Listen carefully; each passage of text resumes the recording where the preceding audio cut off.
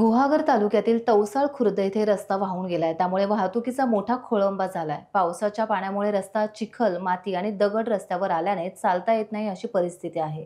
सार्वजनिक बांधकाम खात्याने याकडे लक्ष देऊन त्वरित रस्ता पूर्ववत करावा अशी मागणी आता ग्रामस्थांमधून केली जाते।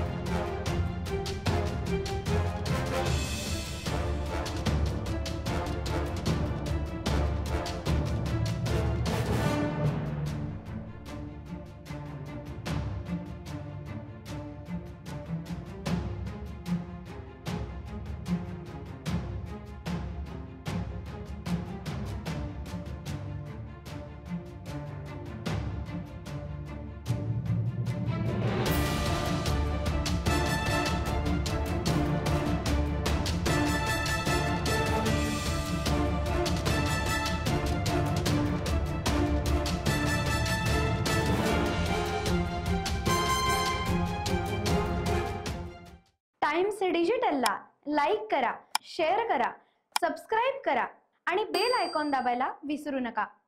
Times digital.